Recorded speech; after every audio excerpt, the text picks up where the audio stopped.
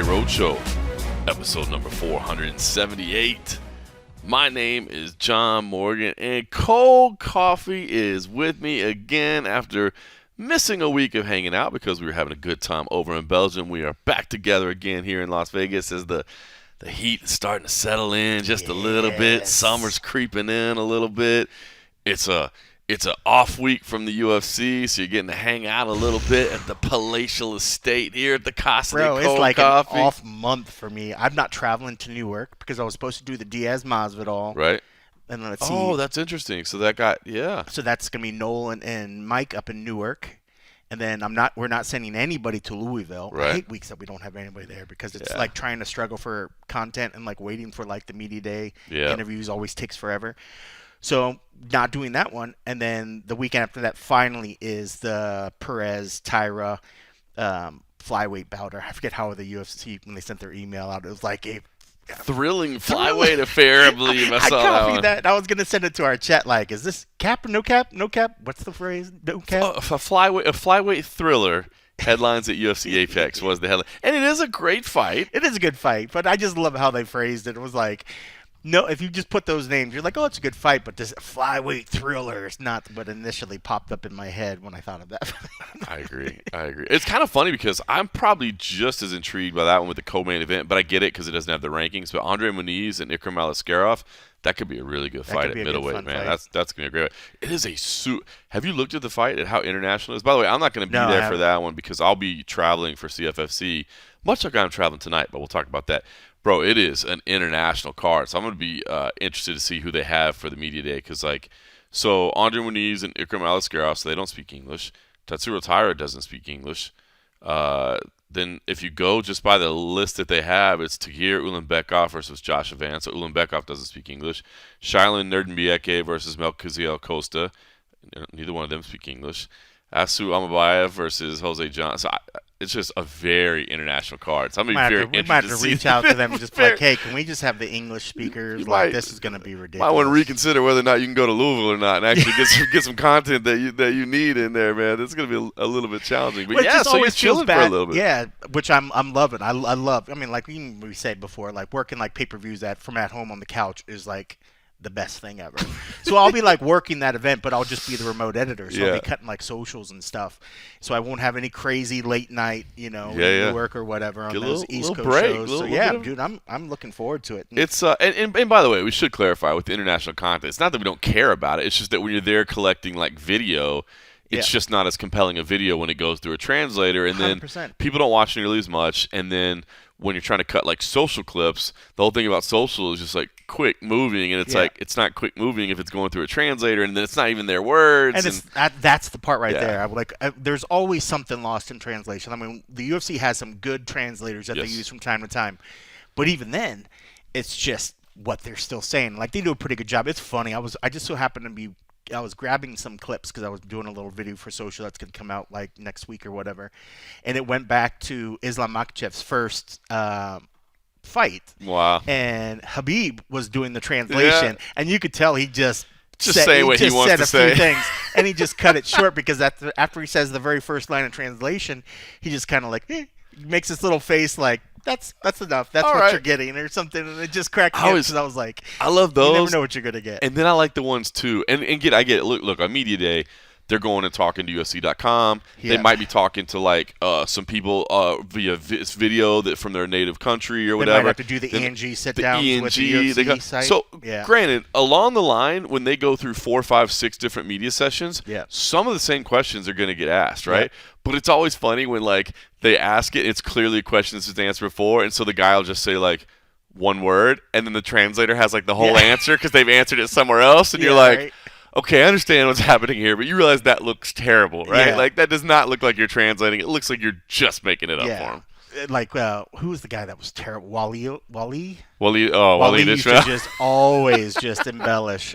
We don't see him around the scene anymore, but Wally was Wally basically just said what he wanted to say. Yeah, he was a manager for a while, and like he just I mean, he might still be manager. I don't know. Legendary fighter. I think he still manages scene behind the scenes. Legendary fighting career of his own as well. Yeah, but man, he was the worst on like saying shit, and people used to call him out on it, and he'd be like, "Nuh-uh, I didn't do that," or whatever. It's like, bro, yeah, you did. Your fighter said 2 words, and you went on for 20 minutes. You know, that's the best. And it's funny. Sometimes they'll come in and be like, like I was saying earlier, and it's like, bro, you haven't answered any questions. Like they'll reference how they said something in their earlier interview or something. It's just like, oh no, we're not getting that full answer because they referenced something that we didn't get to see. But regardless, on this one, yeah, unfortunately, I can't. Unlike yourself, I don't skip usually the local. Wow! Wow! It's just you're busy. Shots you're busy. Fired. I mean, I remember when you used to cover the sport. Shots fired, man. Well, I did used to cover the sport. I would have loved if you'd be on this one because that's the kind of one where it's like, yes, we need all hands for like this one. We need Morgan to come help that one out. This is brutal. The fight should be good, but I'll be out of town that week. We've got back-to-back CFFC events. I will be out of town. Yeah, I think I'm glad you said something. I think we're going to reach out and be like, hey, can we get ahead of this? We don't need 12 people and have them be, 8 of them don't speak English. UFC probably would be fine with that too, because that's a bunch of translators they don't have to pay. Because it's different when it's like when they're all from the same country. At least you're just paying like one person or whatever. But when you're talking about like that's if they're getting translators. He's like, you got a corner, right? That can help out, right?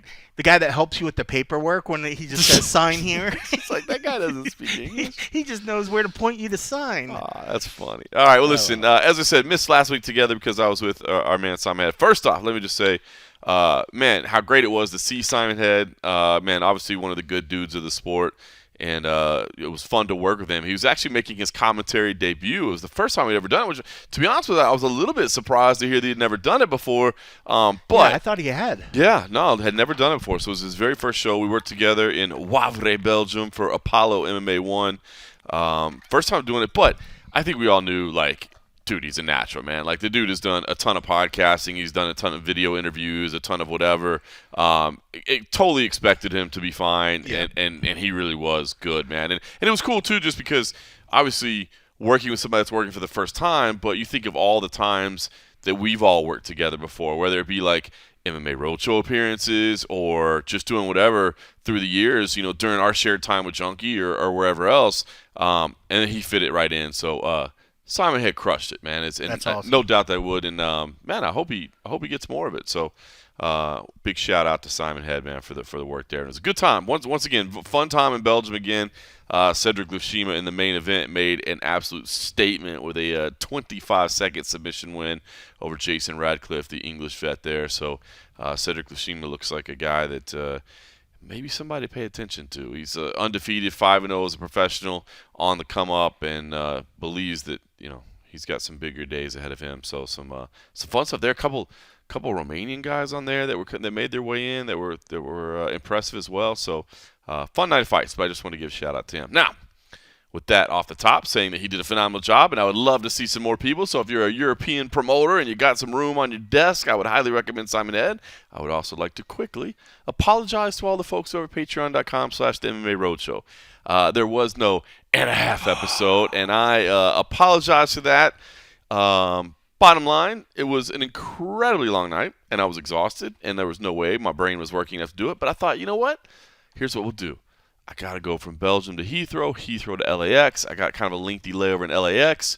While I'm in LAX, I'll do the episode there. Unfortunately, we had a medical situation on board. By the way, I saw a tweet. I ran into Caroline Pierce out of randomly just happened to be on the same plane. I just hear somebody say, John, and I'm like, what? I'm like, who's calling my name? I didn't do anything, I promise. And it was Caroline Pierce. She just happened to be on the same flight. She there with her fiance? From Heathrow. No, it looked like, I think she came to visit family or something. Oh, okay. So she was making her way back to the States after being in Heathrow. So we just happened to be on the same plane. So that was funny. But then I proceeded to just pass out on the way from Heathrow to LAX, but we landed, as you tend to do. Oh yeah, on zero sleep and maybe a cocktail or two. It was a fun night though, man, because we got done with our fights. Then we came back to the hotel, and it's again, I love those events because like we're all staying in the same hotel, and like we kind of just took over the lobby.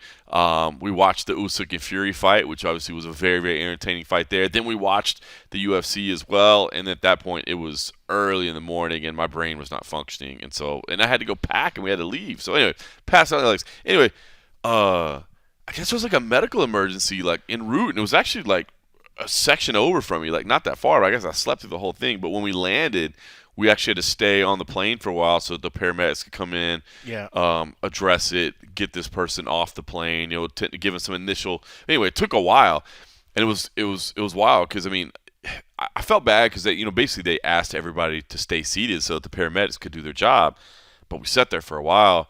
And you could tell people were like starting to get uneasy, and I'm sure everybody had connections and whatever else, but it's like, I mean, if that was you or if that was your loved one or that was your family, you would want the same courtesy and respect. You know what I mean? But, 100%. But you It's see, a tough one. People get impatient, right? Because you're like, I mean, you can tell, like, I gotta go. I got my flight. Like, I feel really sorry. But I gotta go. You would hope that most flights, when that happens, everybody correlates it and pushes everybody's flights back a little bit. You would think that would work in a perfect world, but nothing perfect happens at an airport. I always like the ones where they're like, folks, I know we're running a little bit behind. Some of our people have very tight connections, so if this is your final destination, you could remain seated so that they can get off the plane first. It would be greatly appreciated. And then everybody stands up. Everybody stands up. Everybody. You're like, you just know right away, like, oh, you think this is going to work, huh? Yeah. Not going to work. I just saw something that happened on a flight where I was hearing about it. It was a flight from Singapore to... Was it Singapore to Australia or Singapore to the States? Gosh, I can't remember now.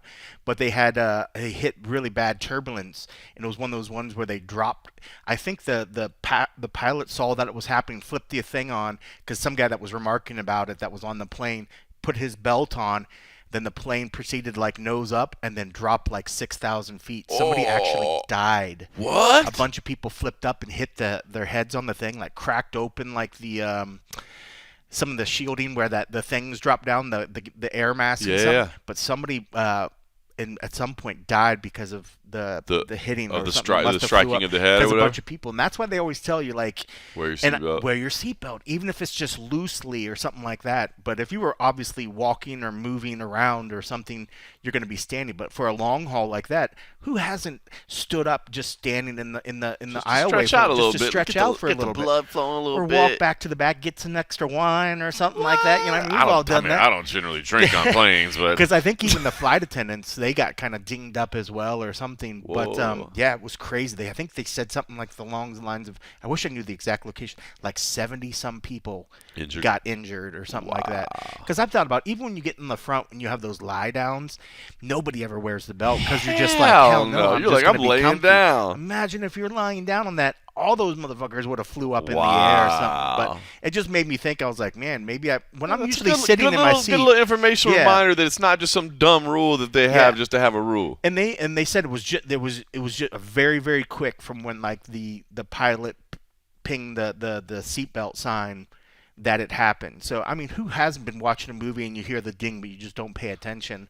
Now I'm the kind of I'm like, I'm gonna pay attention. Pay attention to that. But I usually when I am seated, I put my seatbelt on. I mean, it's not the most comfortable, but if you kind of go loose, but that's the kind of story that it happens. But usually there's dings or something. Maybe a little reminder every now and then, a fatality. Yeah. I think the gentleman that passed away, him and his wife were traveling together, so she was actually there too. So it's just like, what a crazy thing. But it's just a reminder. I mean, travel, as much as we do it and we go everywhere and you think that nothing's going to ever happen, sometimes shit does, Wow, that actually is a good reminder, because I'll be honest with you, like sometimes I'm like, why do I need my seatbelt on for, dude? Like, come on.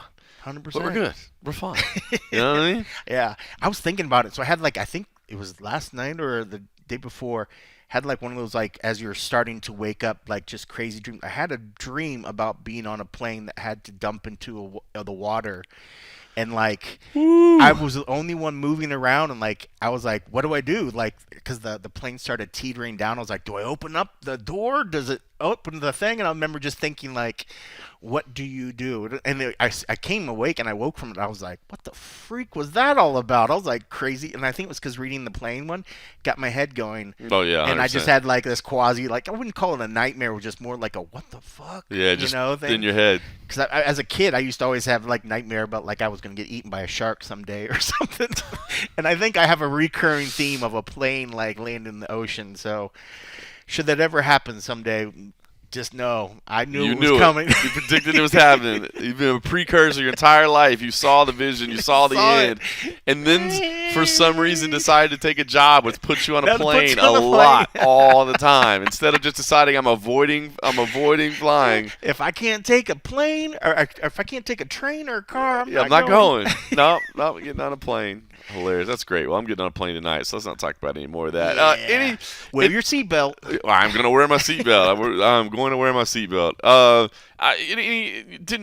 going to do a full recap of the event, this past week at the Apex, but obviously you were there for that. I watched it from overseas. Any lasting impressions? I mean, obviously, just off the top, Lerone Murphy looked fantastic. It wasn't. I think.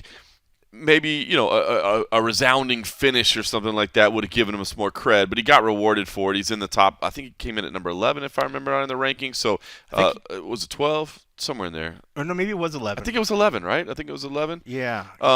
So I don't think it put him into the top 10, did it? No, it did not. No. Yeah, number 11. Okay. I sent out the tweet. And that's right. He was looking because he was hoping to get I know he wanted to fight a top 10 after that, which. So there was that. Chaos Williams, obviously, the huge knockout there. That was good. Tembo Garembo, hopefully you guys got to hear his post-fight speech while y'all were in the back. Did y'all get to hear it when he was talking about people making fun of him online, like death will visit you one day, and it was some intense stuff. Adrian Yanez, big win there. I know everyone loves watching Adrian fight, and just the personality of that kid is amazing. Nothing against Vinicius Salvador, but a good win there. Angela Hill, obviously breaking into the top 10 with her win as well. Finally getting a finish. Crazy, getting a submission of all things. So I don't know, anything that just most stuck with you Saturday night? You were there watching the fights. You were there talking to everybody. Anything stick with you most? I mean, the Murphy Barboza fight was definitely, it was worthy of being the fight of the night. I mean, it was kind of hard at times watching Barboza get beat up like that. Just a step behind, right? Yeah. Father Time. Just like there was that point where you're just like you wanted to see those flashes of brilliance that we've seen all these years and stuff. And there were moments, when you look at Lerone at the end of the fight, he got beat up as well. His face was definitely wearing it. He was marked up when he came to talk to you guys. It definitely, it felt like the shots that Barboza did get him definitely damaged him. But when you watch the whole scope of the fight, he was dominating on Barboza. So, yeah, I was happy for him because Lerone, at least, it felt like, it was like, taking out a legend, I don't want to say gatekeeper, but you make it past Edson Barboza, like you have officially arrived. People, if they don't know your name at that point, should give you credit, So I wasn't surprised if I thought that the way that the fight played out, he might have jumped into the top 10 after that particular one. If it was a good enough finish, but it ended the way it did. But I thought the night was decent. You mentioned Tembo. He came back in the back, and he was still kind of, a bit sort of fired up. He didn't really want to go into when, Alex started asking him about some of the stuff that he was referencing in his past cage. He was just like, Alex, my friend, ask me something else. He's like, I'm tired of these people. People were talking about, were talking about how I was showing my emotions or whatever. And he was like, I'm just over it. He's like, I don't want to talk about it. I'm not going to give these people any more energy anymore. Blah blah blah. Paraphrasing it, right.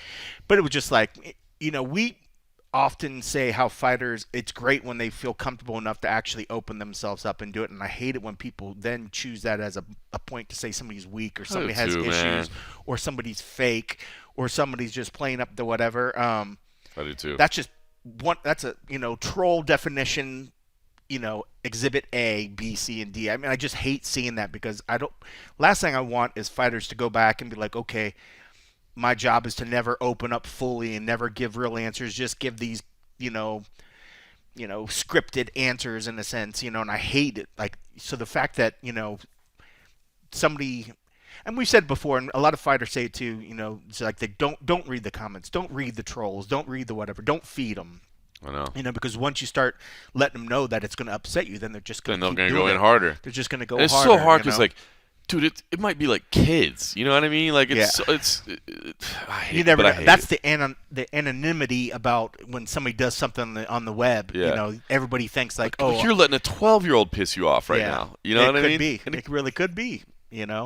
probably isn't half the time. It's just grumpy, shitty people. That's true. That's true. A lot of times it's just terrible people. But if it's an online game, you guarantee it's a kid. Oh, yeah, for sure. They're savages, too, bro. Oh, God. Savage trash talk. But yeah, I mean, it was a good night of fights. I mean, again, it was another night where people were, crapping on like, oh, this is a typical, Apex card. And I was like, bro, it was a good night of fights. Angela Hill, she was pretty open about in the week how she likes fighting in front of crowds. She's like, it's Apex. I've been here. I asked her, I was like, do you feel like you can't, because she was saying how she fights better with people in front of her.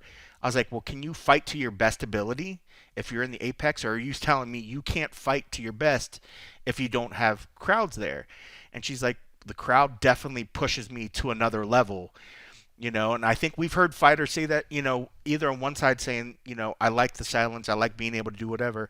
But when some of the fighters are coming in and saying it's just like a spar session, I can't get myself up to the same level that I will be. And I think that's fair. I understand. And I like that explanation when they explain it like that, instead of people just saying, especially like the fans or like the media, like, oh, I hate Apex shows. They're just boring. Or whatever. I'm like, well, what are you watching for? That I don't understand. Like if you're just going to if you're only going to get excited because you're hearing the crowd, then that's your own little weird fucking thing.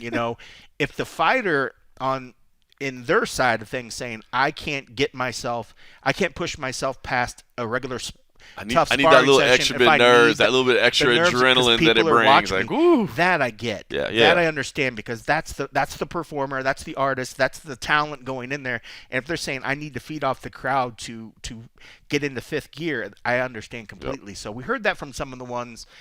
But, it's just kind of funny. I was like, Angie, that was like your first like submission, your first finish, and it's here at the Apex. I was like, you still going to be mad at the Apex shows? And she's like, I still would rather fight in front of crowds, She's like, but, take what it is what it is, I thought it was a decent night of fights. Yeah. There wasn't any crazy like names of somebody who was like, oh, man, who's fighting on the card? If I would have told anybody that's not in this bubble, they'd be like, I don't know anybody that you just said. Maybe Angela Hill's name, because I remember she used to wear costumes, at things or whatever. But overall, it was a good night of fights. I mean, again, it's like one of these cards where, you're building people that are building themselves into contention, getting towards the top 15, getting into, maybe the top 20, some sort of thing. You have to have those fighters fight somewhere at some point, or they're never going to break into a pay-per-view. They're never going to break into these big, huge fight nights in big arenas, because if they can't make you want to watch them when it's free, how are you, what's it going to come when it's an actual pay-per-view? Yep. You're never going to happen. So they got to fight somewhere. I thought it was a good night of fights. These shows aren't going away. I've seen a lot of reports from those Dana White quotes that we got to get this thing out on the road more, that basically we're never going to do Apex shows again. But he didn't say that. He didn't say that. That's what I'm saying. A lot of people said wanted to get on the road, and he's been saying it for a while. Like, the Apex shows aren't going away. I saw a lot of reports that are like, death of the Apex shows is upon us. Yeah. You don't invest all those millions of dollars in the facility and then not do shows there. At least the Apex, in the sense of the Apex as being a sellable commodity to other organizations, they did the work. They've done it. Yep. NXT's fucking coming like next week or the week after. So I mean, like, here's a huge June 9th organization putting their event on there. There were supposed to be Invicta fights there. I mean, they remodulate this thing and they put those skating events in there. Mm-hmm. We've seen them dig up and like do like truck things or some sort of stuff in there or whatever.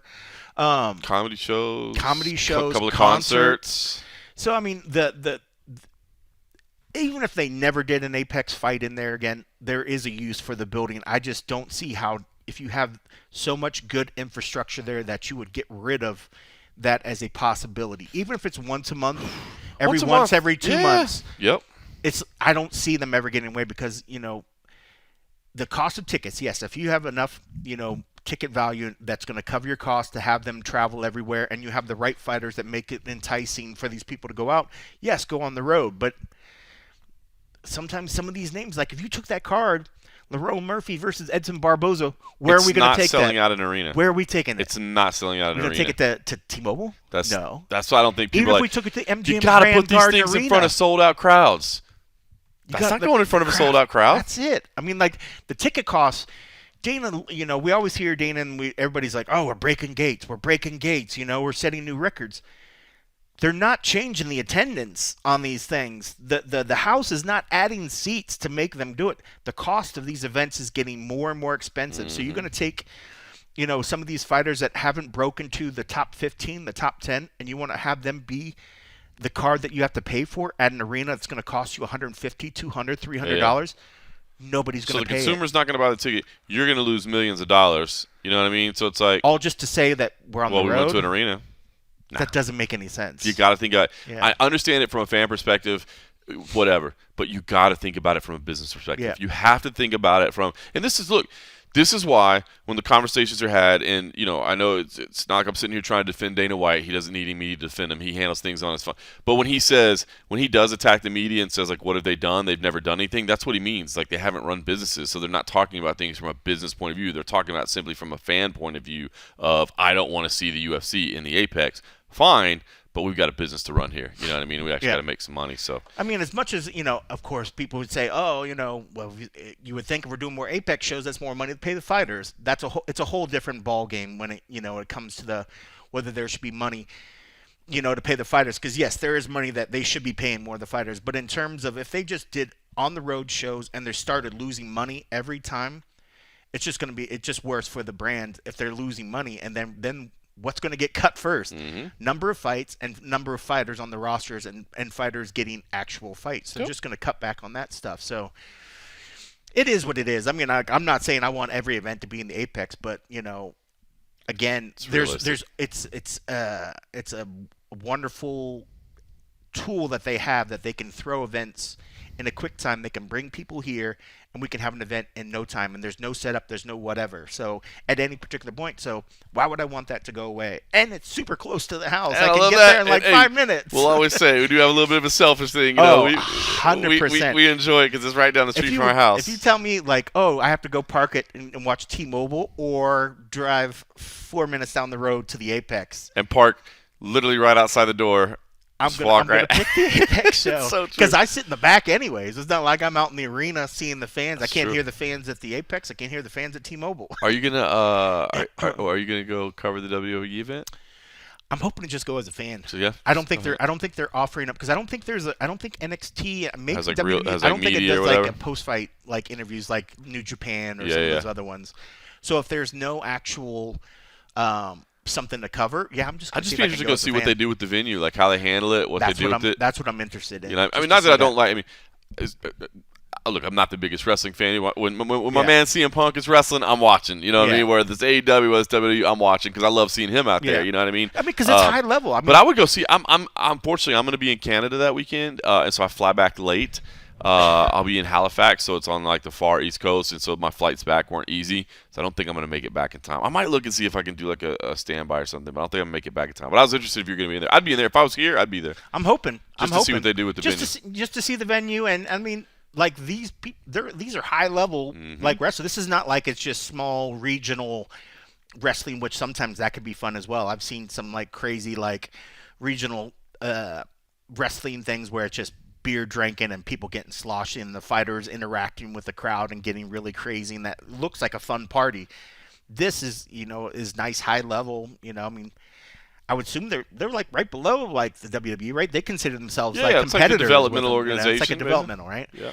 So I believe that's my understanding. So no, I mean it should be pretty interesting to see it. Just clicked on to say it's something different. They're already sold out of the VIP packages. Well, and like AXS, the ticket people, tomorrow's supposed to be the pre-sale for like whatever their little club, and I think the general admissions open on Friday.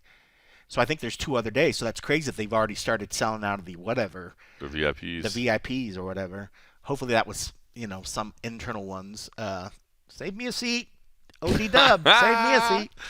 I'd like to check it out. All right. No, it'd be interesting. It'd be interesting to see. But, again, that was what they were hoping to do with that space too. So good on them,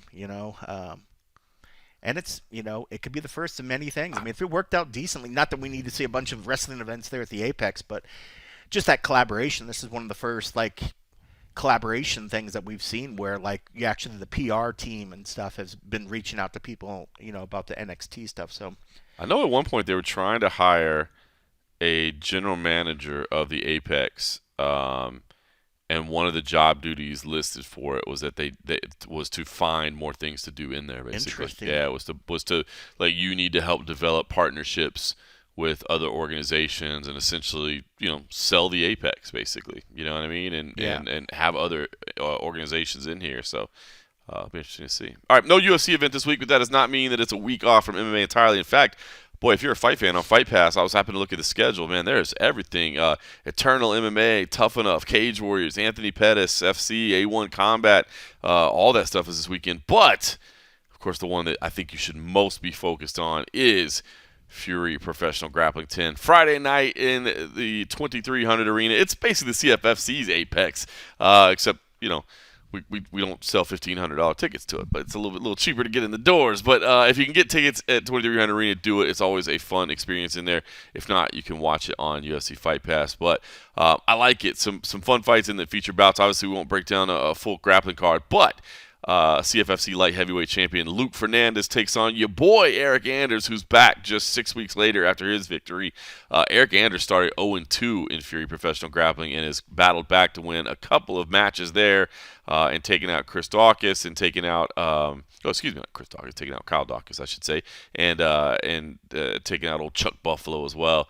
Now he's back against Luke Fernandez, who is actually making his FURY Professional Grappling debut, but is undefeated in both the amateur and professional ranks for CFFC. So that'll be a fun one. And then I really like the co-main event as well. Andrew Cockle. If you've had a chance to see FURY Professional Grappling, this kid is just exciting, man. This kid grapples like every weekend somewhere. So he's always competing, and he takes chances. He has a lot of fun with it, man. He goes out there and makes it exciting. But he's in against Pat Sabatini, who obviously the former CFFC champ, now in the UFC. So that should be a fun match as well. Andre Petrosky is back as well against Alex Myers. So fun stuff. My man CM Punk is supposed to be in Philadelphia as well. So look at that. Friday night, get to work with Punk again. FURY Professional Grappling 10. So just want to put that on everybody's radar. I'm actually, once we get done here, I'm actually got to go back to the house and finish packing. I started packing a little bit. I'm actually taking the red eye tonight and getting in early tomorrow. So we'll be there for weigh-ins tomorrow and then the card on Friday, and then I'll be back on Saturday. So busy. FURY Professional Grappling 10. Make sure you're watching. I think we're trying to get Danny Segura versus Campbell McLaren as like a late addition to that. Is that making its ways around the MMA junkie? We chatted about it the other day. We said something because we were just like, I saw him put something, and somebody posted it to the Slack, and I thought like, okay, like he must have been talking to Danny, and Danny was supposed to go to whatever or something, and then he just kept going at it, and I was like, okay, maybe it's not like this cordial thing, because, Campbell again was like, here's this video or whatever that was with Danny or something. I was like, wait, was Danny supposed to, did Danny do a video with him? I was like, I'm so confused, like why he keeps like chatting him. And then I saw today or something that Danny wrote back was just like, kind of like just trying to shut him down or something. And I don't know, man. Like we've said it before. Like Campbell's just it's a weird strategy, dude. I don't get it. Nuts, man. But he admitted it today. He's like, he's like, I enjoy being. I just like fighting. I just like beefing, basically. Yeah, and I'm just like, okay, well, that makes complete sense. I mean, if you understand that, people don't watch your brand because you're a dickhead, then just run with it or something. Whatever gets him off or something. So. I don't know, but yeah, I don't know what the heck is going on. I don't know what to make of it either, man. No, I mean, I guess it's got us talking. It gets people talking, but it just seems such a weird strategy to be so like random. It's just like, I mean, without knowing why he started tweeting him in the first place, I just don't get it. It's just, I mean, he's shit on Junkie from back in the day when you were still around and when Dan was still around. So that doesn't get me. But the fact that he was calling out one particular person just made me think, okay, maybe they had an agreement, maybe they had worked together before and he thought something was going to happen or something. I don't know. It was just really, really strange. But finally seeing Danny respond today, I was like, okay, like this is something, but I just, just scratching my head. I'm just kind of, just crazy. I'm just like, I don't know what's going on with that dude. He's nuts, man. I'll get it. Well, listen, we were talking about fighter pay earlier and money that was to be paid. I wanted to point out the Paul Gift tweets that were coming. Of course, obviously at MMA Analytics on Twitter. or X. It's always going to be Twitter to me. Talking about some of the settlement offers that are coming out, man. I just mind-boggling. We talked about it, right? But I mean, I guess number one, right off the top, 120 million of the 335 million settlement. The plaintiffs are requesting that the attorneys get that amount of it. So 215 million of the 335 to go to the fighters, but 120 million. I think we did the math on that. 35.8%. So over a third, almost 36% of the money of the UFC settlement, which a lot of people thought was kind of lower than it would be to begin with, is going to the attorney's fees, man. We talked about it, but just seeing it in black and white, that's it. It's shocking to me. We talked about it. Yeah. Just understand. Just seeing the real number, it's huge. It feels like 50%. We did the math. We're like, no, it's like 36%, but certainly feels like it's every bit of 50%, half of that money, man. When you see that the number is over 100 million. You would think like, man, the lawyers got 50 million. Say they got 50 million, you'd be like, still dude, big. They made still out. Huge. They made out like champs. They made out even better than that. It really, really, when we thought about what the possibility that the fighters were going for, when we saw 320 million, whatever, we thought that, man, that was already a small number for what was the possibility. Then to take a huge chunk out of it, it really makes that number feel even less. And it makes you too, like, I think we were all surprised by the settlement, right? And then, a couple of the guys posted, hey, here's what we had to do. It just seemed like the smart play, et cetera, et cetera, et cetera. And it starts making you wonder, who's the motivation for why it's the right play? And, is it really, and what's the motivation for these class action lawsuits to begin with? Is it really, the betterment of everybody involved, and is it really that to make corporate change moving forward, or is it just because the lawyers see money on the table and they're not worried about this trying? I don't know, man. It just I don't mean to just throw shade at these attorneys who spend a lot of time and blah blah, but it's just like doing what they do. I don't know, man. It just makes you, to me, it's just like, man, did you really go into all these courtrooms with like the fighter's best intentions at heart, or was it just always about, well, hey, we don't know if we can win this, but we know we can get some money, so let's just do what we can. And I think that's I think that's the motivation there, is like they want to go in there for a case that they can win, but they also, like there's people trying to start class action suits all the time. Lawyers turn them down all the time. Like there's just no basis to win or whatever, or it's just not worth it for all the effort.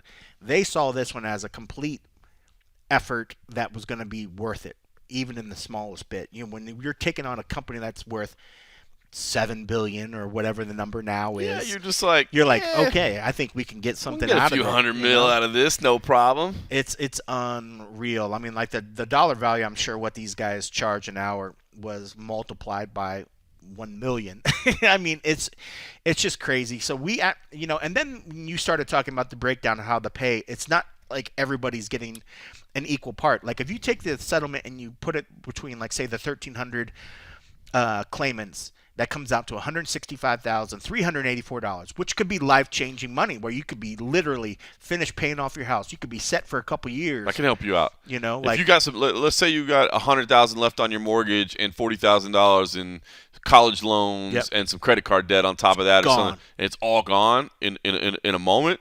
That is big. That's huge. Now, it doesn't mean that you're set. Right. But it can change your life as far as what your monthly nut looks like. Change the whole trajectory of where your life is at that point. That's if it averaged out. But from what we're seeing, it's not going to be that way. No. So, number one, they excluded anybody that. Now, I'm curious to see, because Paul says the fighters get excluded from the UFC settlement because they're not residents or claimants of the UFC is just wrong. Residents or citizens, I should say, of the UFC is just wrong. So if you're a claimant and you're not a resident or a citizen of the U.S., you're excluded. It does say here, though, all persons who are residents or citizens of the United States, unless the UFC paid such persons for competing in a bout fought in the United States. Now, so what that means is if you're a foreign fighter but you got paid to fight in the United States, what I'm curious is, does that mean that just that one bout, is eligible, or now because you fought in the UFC once, does that now make your whole body of work eligible? Because as you mentioned, the way they're breaking it down is kind of interesting, right? Because they're breaking it down as basically a mathematical formula that's weighted towards, and they lay it out here, 75% will be based on revenue, and 25% will be based on a number of. Or no, let me check that. 80% based on compensation, 20% based on the number of bouts. Which we said from the beginning, if you really want to make this fair, but at least, and I think we were both in agreement. I know I definitely felt very strongly about this. If you really want to make this as fair as possible, to me, just take all the number of bouts, divide the total settlement by the number of bouts that were covered in the class, and however many you fought 30 times, you get 30 shares. You fought twice, you get 2 shares, and that's it. You know what I mean? Yep. Because especially the ones that need it most are the ones that were at the bottom of the barrel, right? Yeah. Not the top of it. Yep. But instead, it's going to be 80% based on revenue. So as we talked about before, what does that mean? That means that your big winners are Conor McGregor, Ronda Rousey, Brock Lesnar, John Jones. They're the ones that are going to make the most money out of this, other than the lawyers. Yeah. It just, I don't know, those are all the ones that you've been hearing champion this whole cause the whole time. You know, those are the ones out there saying, guys, we really need this to happen. Yeah, this is imperative. This is very important for us. No, it's not. You know, this just thing. The more, and again, none of this is surprising. We all knew this was coming. This is all we expected was coming.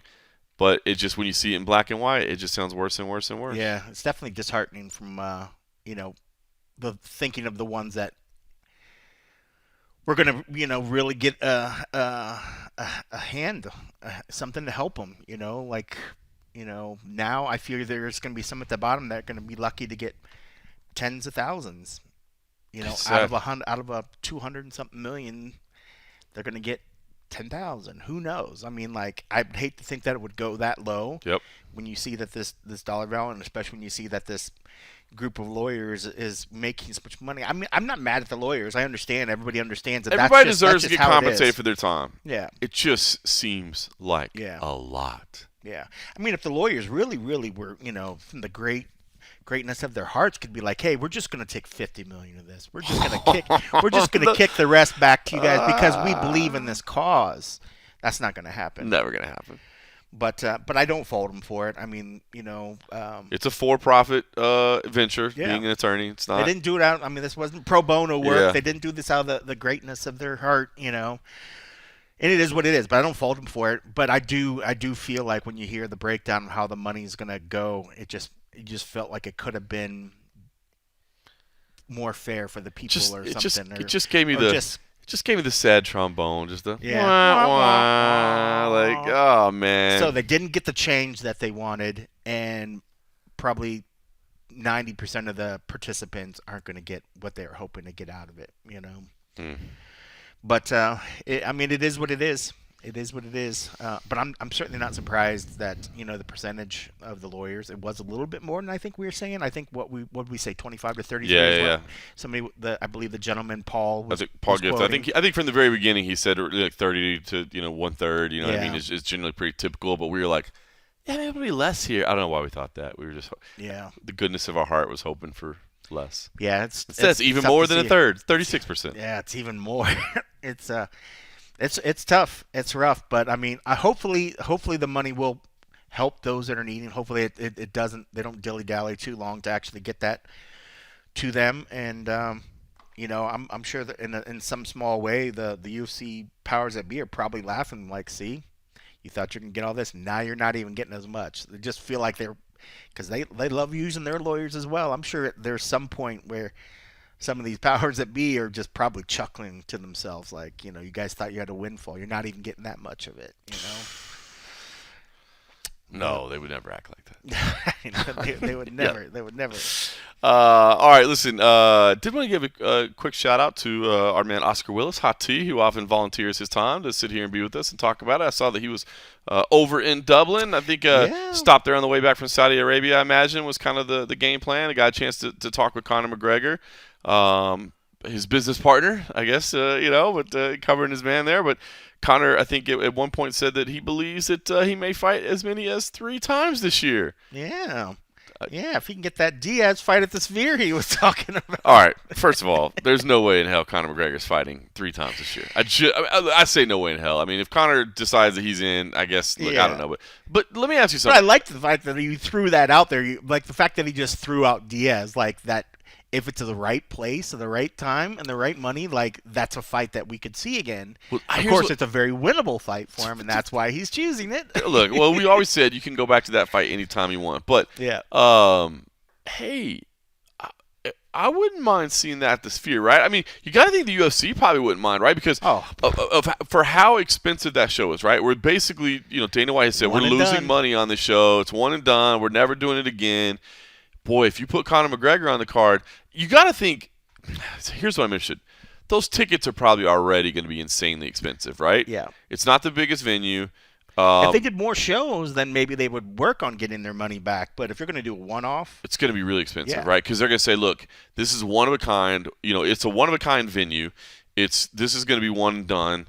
The tickets are going to be through the roof, right? I mean, gosh, it's pretty funny. I'm afraid to think of what the tickets are going to be like.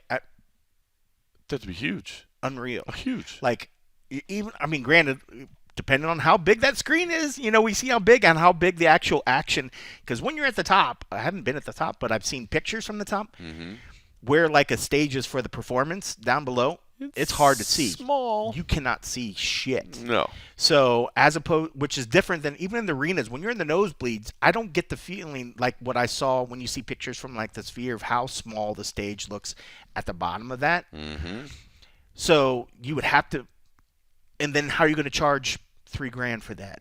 Like I imagine tickets prices at the low end are going to be over $1,000. Over $1,000. I bet it's $1,000 to get in the door. Probably. And so here's imagine the boxes. So when Fish was just there. Yeah. So the VIP lounges and stuff like that have anywhere between like 15 to 20 tickets in that particular box, something along those lines, maybe. Because there's seats and then there's like the seating on the inside or whatever. For the Fish show, those were $45,000. I think 35 for one, $45,000 for the VIP box. So for that, can have a little food in there, and you can have some drinks, and you can have a person that's waiting on you, $45,000. I imagine it might even be more for this particular show.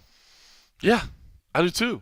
But so that's where I'm wondering is, so at that point, if you're the UFC and Conor's throwing out there that, hey, I'd like to be on that card. Now, he's got to get through Michael Chandler first. I mean, if he loses to Michael Chandler and you do McGregor Diaz, people are still going to watch it.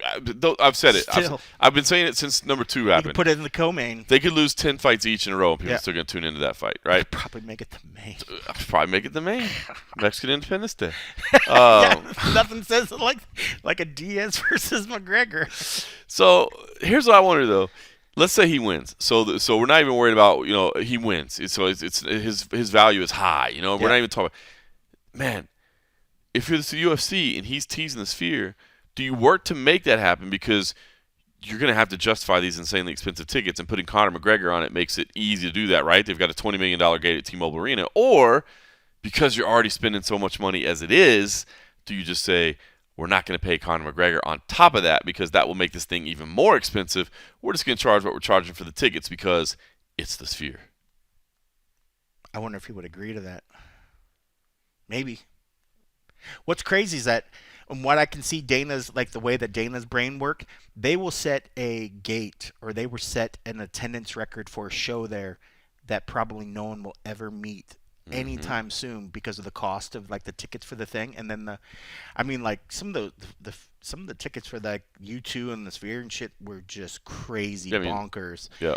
But a one-off, and then say if you did throw Conor or whatever, the amount charged insane. It's going to be insane. It's going to be ridiculous, like to the point where they're going to think of I'd have to look to see what the tickets or how many seats are actually in the Sphere, and how they configure it. I know. Look, I think it says like 17,000, which seems crazy to me. That seems crazy. I mean, because if you're counting the floor fully open, maybe. Because it's a decent amount, but they wouldn't be fully open because you're going to have seats, and then you're going to have media, and you're going to have Dana's area, and you're going to have like the officials, and you're going to have the TV crews, and you're going to have cranes, you're going to have all this other stuff. Even if they did 10,000, say there's 10,000, I guarantee Dana wants to break 20, 25 million there probably. You got to, because you're trying to make back some of your costs. Kind of trying to make it back, and he'll want to set a number that'll never get beat by another concert or any other entertainment venue. or anything. Boy, that's a great point, right? He wants to be number one. He wants to be number one more than anything else. They've done everything else. They've done a ton of stuff, but nobody ever beat us. It's going to be crazy. It's going to be crazy. Man. And I'll be in a tent outside somewhere. I'm like, can I at least walk in and see what the screen looks like before you shuttle me back outside? It'll be an elevated media tent. What if they're like, what if they're like, hey, we're going to do a remote feed to the Venetian Ballroom, to the Venetian Ballroom or something, and then we're going to have you interview fighters via Zoom. I say that, but watch, shit's going to happen. It's gonna be interesting, but I mean, the fact that Conor, I mean, I like the idea that he's throwing stuff out. It certainly, I will say as much as I still feel like there's the 185 is a possibility on fight week, he looked good. He looked trim. He looked like he's actually been doing some work, man. Because I looked at Oscar next to him, I was like, Oscar's, I mean, not a big guy, but Oscar's been working out, so Oscar looks fit. But I was like, dude, you're looking kind of swole next to Conor. I was like, that means that boy's gotten down, you know. I mean, like, Conor's trimmed up a little bit. I mean, like, he looked really good. I was like, holy shit, you know. He didn't drink the beer. Eventually Oscar finished it. But the fact he sniffed it, he's like taking it serious. I thought if it was going to be like vintage Conor doing his thing, I thought he would have actually sipped on a little bit and just kind of like, whatever, just Conor doing Conor. Yep. But he looks like he's doing work, man. I agree. I will give him credit, man. He looked good. He looked trim. And I was like, okay, welterweight. We'll see. I liked it. We'll see, you know. So I liked it. But I liked hearing that his brain was seemed to be very focused on fighting. You know, he seemed to be in that mode. You know, he's, talked about how he was gonna, go off and maybe spend a month for, I don't know if he said it was for his birthday or something, or he was just gonna go spend a month on the boat somewhere. I was like, okay, it's nice to be rich. Do your thing. But don't forget, you got a fight coming up. But he looked good, man. He looked like he's been doing his work. But I like the fact that he's focused on fighting. Granted, he's focused on picking fantastic fights that are good in his favor and that are going to make a lot of money. Sir, like the Diaz fight would make a lot of money. So I don't know. I like the idea. We said before, like Conor fighting, it's always a fun fight week. It brings excitement in. I mean, and when it's the good Conor, it's fun. I like the Conor that's humble during the fight weeks and is respectful and brings it. He looks like that martial artist that we saw when we first saw him. He was very into his art, and he would go and do his open workouts, and I remember just thinking, like, this dude's focused, he's sharp, he looked good, he had great energy. So when he was talking to Oscar, I felt like, and he didn't, he felt like, maybe be a little bit more tame during the weeks. He doesn't need to talk on a crazy shit. I don't need crazy shit talk from Conor to appreciate a Conor fight week. Agreed. Just the energy around it is exciting enough without forcing it. It's the subtle fun stuff that's better. You know what I mean? That's what's better. It's so not much the over better. the top craziness. You don't need the over the top theatrics. Because that gets old really quick. Because after a while you watch it, you're just like, okay, now you just look like a caricature. You're just playing a character. You're like, who is this? I'm like the other Conor. Yep. I feel like over the years we've seen many shades of Conor, many 100%. Shades of crazy Conor to wild Conor to respectful Conor to humble Conor to funny Conor. And like, if you take little bits of the best bits of that, it's such an exciting fight week, and fans just absolutely eat it up. And I mean, and it's good for everybody involved because people buy the pay-per-views, people do whatever, and everybody on the card benefits from it. Even the other fighters on the card are excited to be on the card. So for us, interviewing and seeing the fighters through that whole fight week, it's so cool. It's just so much fun because everybody's like, they feel the gravity of the card and then are brought up by it like that. So if somebody was like, okay, well, I could either fight in the Apex, it doesn't have a lot of big names and it doesn't feel the same, and then compare it to a Conor card at a big event in a big arena when the fans are going to be crazy, it's night and day. I can understand why one person says, if I fought on option B there, my fight's going to be through the roof because I'm going to be driven mad by the energy in the room. You can't argue with that. Nope. You can't argue with that, but not every event is like that. But I'm excited to see that he looks in good shape. It's going to be a tough fight, but man, Chandler, he's been sitting out as well. I know he's training. I know he's doing his stuff, but Conor does a really good job of making these guys wait and wait and wait and become stagnant. Dictate everything you can, bro. Use what you've accomplished to your advantage. If this fight would have happened a year ago, I would have been leaning much more so to Chandler right off the bat. Now I don't know. Now I don't know. How crazy is that? The dude is so good on just manipulating the fine details of stuff to make it in his best favor just by doing the little things like that. Same thing like John Jones. You think about John Jones and Stipe. Would that have been different if that fight happened, before the injury a year ago, 15 months ago? That fight would be different than a Stipe that hasn't fought in, 3 years? 100%. It's going to be crazy. It's so crazy how just these little things just change the whole trajectory of how a fight possibly could play out. Is it still going to have two greats, the Jones and Stipe? Hell yes. One guy literally is the guy that we're calling the GOAT of the heavyweight division, fighting against the GOAT of the light heavyweight, who has now made his way into the heavyweight, and it's like, oh yes, it's going to be a crazy battle of greats. But after a while, and it hasn't, neither one of these guys have fought, and we're working through an injury. Are we going to get the same fight that we would have wanted to see, 15 months ago or whatever? And we're certainly not. Will we be excited for the fight? Sure, but it's just not the same. And then the excitement level has dropped. The fact that you got people now are like, now I want to see Aspinall fight. 100%. More than 100%. Anything else. I just wish they would just make that the belt, and just say, John, you're going to get your points. You're going to get whatever when you fight. Like, if they told him, like, hey, you get your points, you get everything, we just need to vacate this belt, do you think he would fight it, or does he have to have that belt? Nah, I think he's got to have the belt. I think he's got to have the belt. I think it's the it's just adding the numbers because they could say it's a title defense. Yeah, maybe you're right, because you know what? Because all right, money's the same, so there's no financial dispute. You're still beating Stipe. You know what I mean? I mean, if it's a legacy thing, if it's another defense, if it's another title defense, that makes his record go even more so. I can see that. But you know what? Like, if they were like, hey, you got two options: non-title fight with Stipe or title fight with Aspinall, and the money's the same on both. Non-title with Stipe.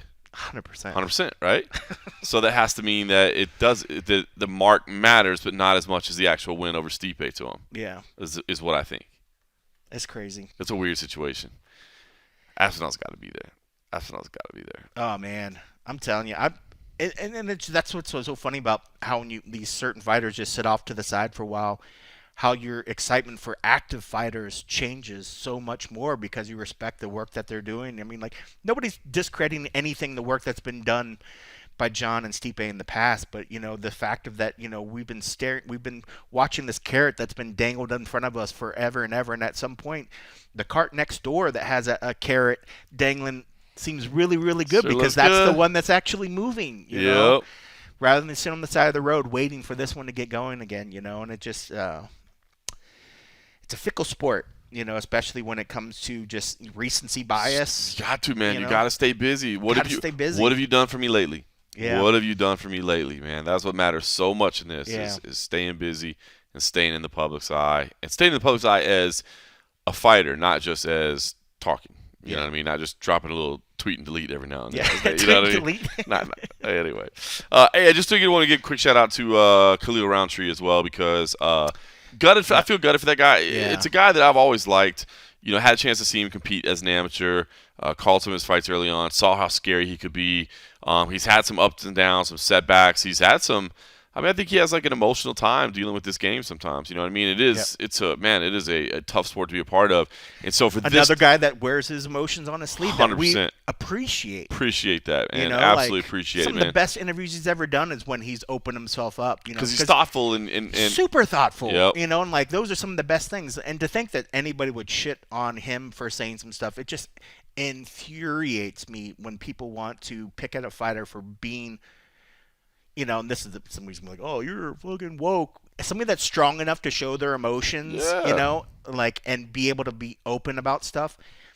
That's how we as a society can grow and understand people. If people can't explain their true thoughts, then everybody's just guessing and nobody really knows what anybody's thinking. But, if somebody feels comfortable enough to actually say it, so then you're just like, oh shit, I apologize. We get so many fights and we get so much stuff that we don't understand sometimes what you as fighters are going through.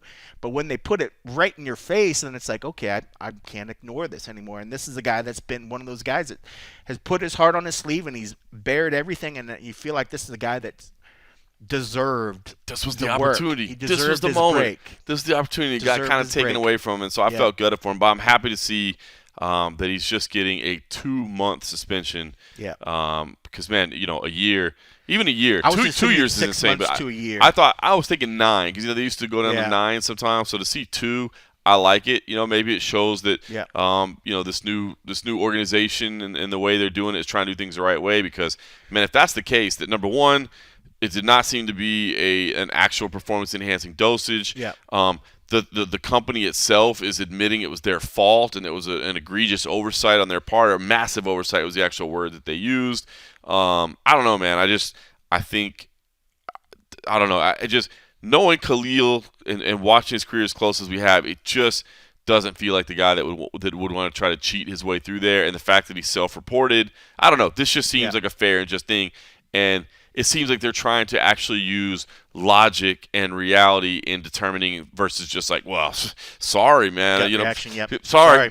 9 months. We have these guidelines. That's the rules. Now, clear this up for me. So this is the new combat sports anti-doping that the UFC is employing. Correct. Now, this does not mean that the commission might still attach something on their own. This is correct. The Nevada Athletic Commission, NSAC, could do that if they want to.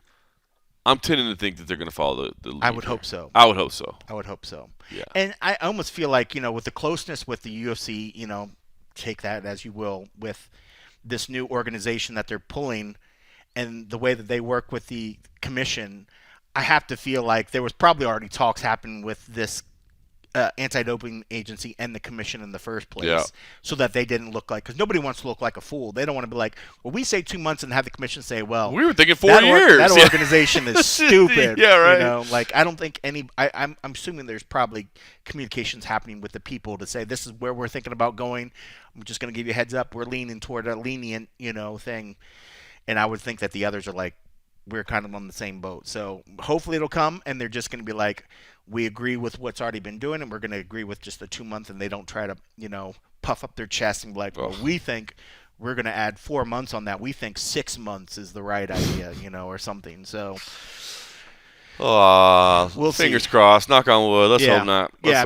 He's a nice dude, and I don't think anybody that's seen this cat would think that he's going to try to do something to shorten the route. I mean, he's already a beast, man. The dude has done his work, and specimen. Gutted for him because this was a big moment for him. It was a moment, dude. It was a moment that I was honestly like more worried that Jamal was taking this fight than I was Khalil. Yes. I was like, what are you doing, bro? Khalil over Jamal. 100%. Me too. Yeah, I was like, yeah, this is it. And that's no disrespect to Jamal Hill. Just like Khalil's fighting that good. Recent knockout, dude on a hot streak, powerful, dangerous. So.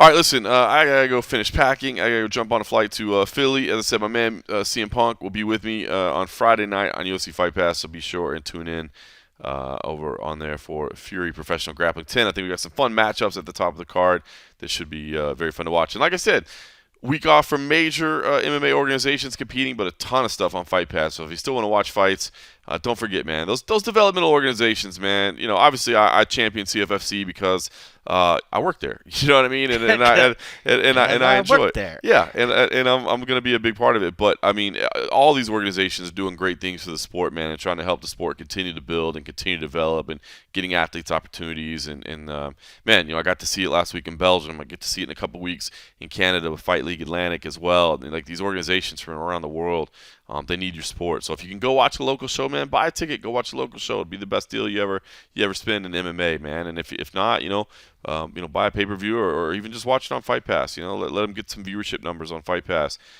because obviously UFC sees that, and that's how they decide, which organizations they want to continue doing business with. So show them some support, show them some love. They deserve it, man. So more than anything, that we appreciate the sport as well. Thank you to everybody that supports us over at patreon.com/the MMA Roadshow. But really, honestly, we appreciate anybody that takes some time to share their day with us, and hopefully they enjoy the discussion. And we appreciate it. Thanks for listening.